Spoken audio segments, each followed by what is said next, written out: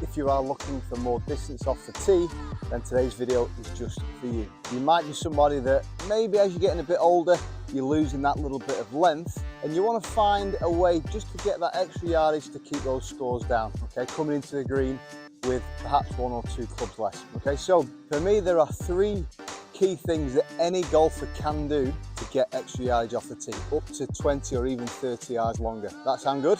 Okay, so first of all, right, so in the backswing, the key thing to getting more distance is ultimately having a longer swing to create more club head speed. That's the one thing that we all tend to lose as we get older.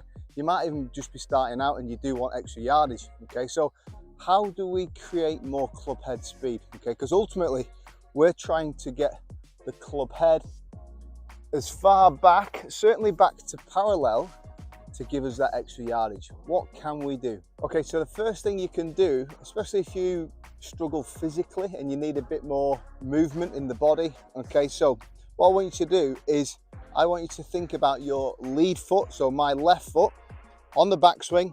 As you swing back, I want you to feel it lifting slightly off the ground. So as I lift that heel, that's going to free up my hips, it's going to help free up my shoulders. Okay, so quite simply, as I'm lifting up, you can start to see how far back I can make my backswing. I find a lot of golfers, as they keep both feet on the ground, it becomes very difficult to complete the backswing. And we know that if we have a short backswing, it does become difficult to create any speed. Yes, we know there's the odd exception out there, your John Rahms, your Tony Finau's, but obviously they are exceptions.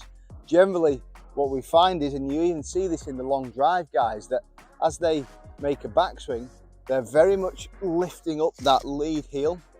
And also, the benefit of that as well is, once you're on your way down, you can almost slam that heel back down to create a bit more ground reaction force, a bit more pressure into the ground to help you create speed. Okay, so that's something that any golfer can do.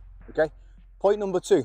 Before we get into that, if you would like a more tailored approach to your game, please reach out on Skillist. There's a link in the description below. I've got lots of programs on there to help you reach your goals for this year. What you will receive is an analysis of your swing, broken down frame by frame, and then you will receive a video of me demonstrating exactly what you need to work on, along with some drills to help you reach your goals much sooner. Back to the video. Again, all about the backswing.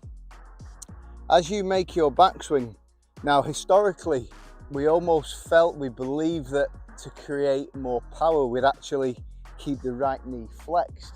Now, we now know that actually, if we keep that right knee flexed, or that trail knee flexed, it actually reduces the backswing, okay? Could create injury as well.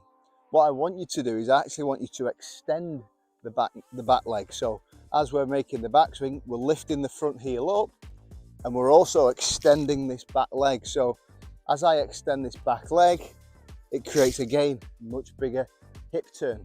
As soon as I can create a bigger hip turn, well, what that allows me to do is it allows me to turn my shoulders more. It also then allows me to get my arms much higher.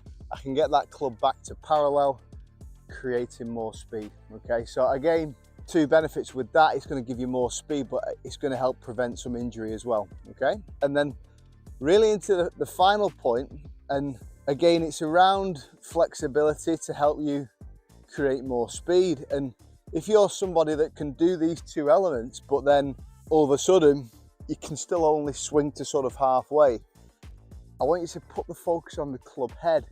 And how do we get that club head back to parallel? Well, I see a lot of my students, they sort of get into this position here with no wrist hinge. Okay, so I want you to feel like your wrists are hinging a little bit more, like so. So basically, as we're getting back to sort of halfway, we want to create this 90-degree angle. Okay, if we can create this 90-degree angle as we swing all the way back, we've then got the wrist movement to get that full backswing.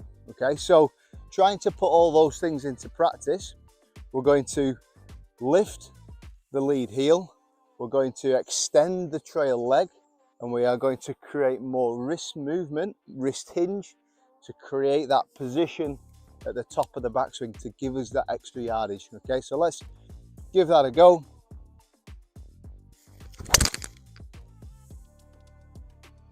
Some good yardies down there, some good speed.